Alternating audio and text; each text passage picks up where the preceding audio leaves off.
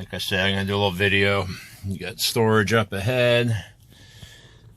Seats are, these were restuffed with some nice kind of foam and new springs, so probably more comfortable over here, as in the passenger, or the driver's seat. Got real burlwood trim, fancy radio. As you can see, not bad shape. Alpines that rock your way all back to northern Carolina. Let's listen to her start up. There goes the coil. Starts right up. Listen to a little throttle action. Snappy. As I'd mentioned, the catalytic's been gutted, which greatly improved the throttle response. Listen to that baby.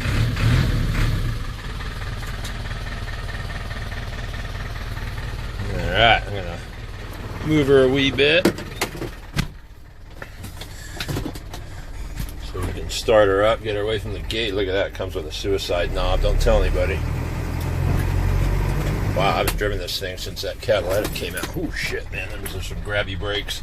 Brakes are excellent, 100 times better than the Aerotech. Let me back her up. I don't have a backup camera. Do have little convex mirrors, high and low. Oh shit! I almost clobbered him. Uh-oh, little belt slippage. Damn, that thing's punchy. That's incredible. You're going to want to go through this thing and put some belts in, whatever, but once she warms up, she's fine. Let's go take a look outside. There's good old Eli out there. Tiny little bit of corrosion there, because that's where the water softener is, and would leak on occasion. That's a aftermarket. How'd you turn that thing off? Aftermarket Aerotech silencer, as opposed to the whatchamacallit, FMI silencer it came with. You never got all this crap off. That's gonna have to come off, but you get the point. These doors were replaced with the solid fiberglass. You see, there's no rot or corrosion. All the hardware could use sanding and painting if you're neurotic about that. That's the brine tank from the Kinetico softener. The rear steps not in horrible shape, so you're gonna let that water drain out, whatever it is, 15 gallons every 300 gallons or something like that. Yeah. You could probably wrap right over that residue from the old decals. Everything's straight and true. Oh, it needs some whatchamacallit. Put a bolt in there, or yeah, this type of bolt, carriage bolt. Could use a new set of spinners. These have hit the curb more than once. The tires aren't bad, as you can see. As the rears look. There's just some life left in there. It's not like you're peeling rubber in these things. You got the keys, brother? there's a truck. Why don't we open up the side? What are they going to see in there? I haven't opened this thing up. The side should be relatively clean. Relatively clean? Or all the way clean. All the way clean? We'll see. Oh, let's look underneath. You got the new Dyno Max exhaust. There's the empty cat. The fully functioning exhaust diverter. Easy maintenance. And there's the beast. 6008 Vortex. 8310 focus. You got this whole thing's been reconfigured 100 times. Hey, that's fancy. I didn't know we had those. So you got two hots here with a drain. They're a release to let pressure out if you need to change the line when someone else is cleaning. You got acid and alkaline hookups with auto fill, right? Isn't that what this is, Eli? Yes. You would have to switch. You switch the caps though. Take this line, put it over here, so you can fill and siphon from either. The Zentherm pump still works.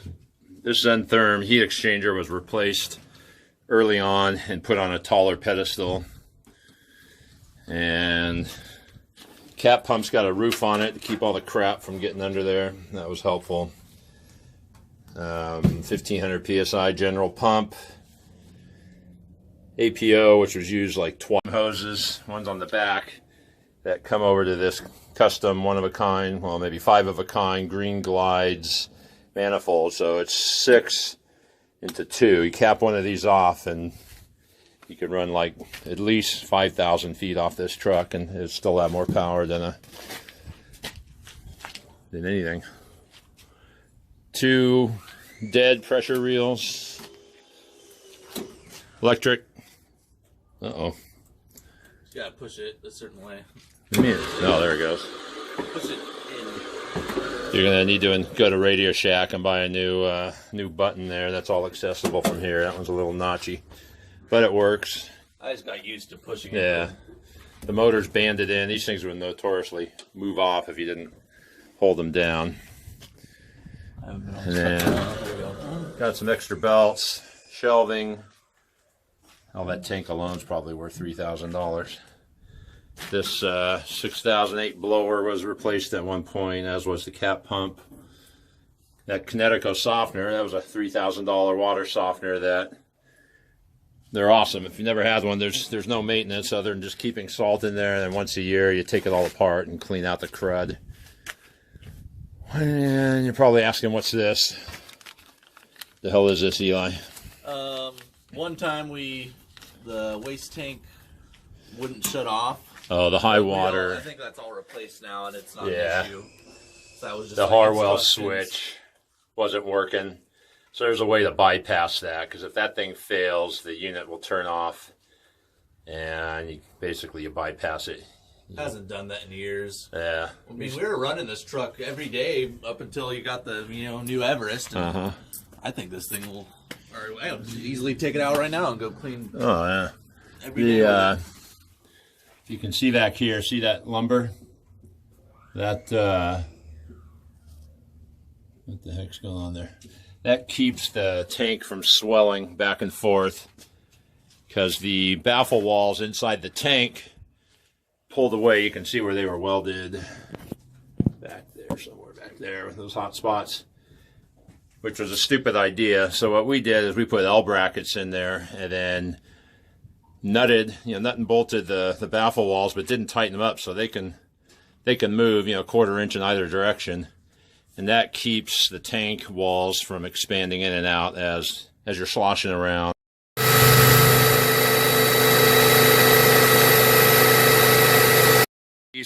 And here's what I found wrong with it. Nothing major, but the temperature gauge, it has power coming to it, but heating it up, the Zentherm gauge is getting up. The water's getting super hot, but this isn't moving.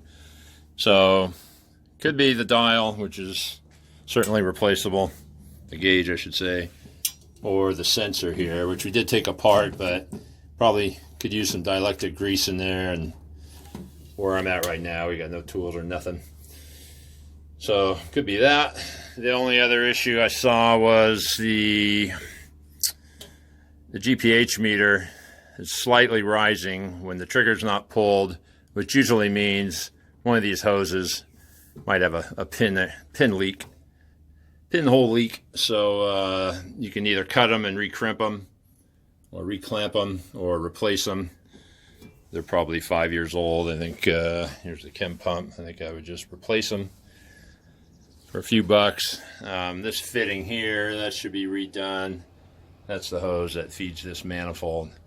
You could also move this manifold somewhere else if you wanted to. Up there is probably not the best spot, but at the time it's what worked. Some people will actually run them over here. It's all doable. Definitely not a truck for beginners, but someone that's a bit mechanical and understands these things, or is a good troubleshooter, MacGyver type.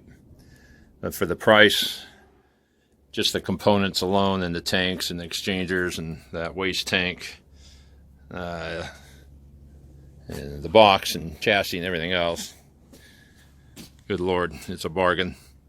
But even as she is, she'll go out and scream away all day long for you like a typical diesel and make buku bucks. So throw your bids down and get out your monkey wrenches and see what you can make of this beast.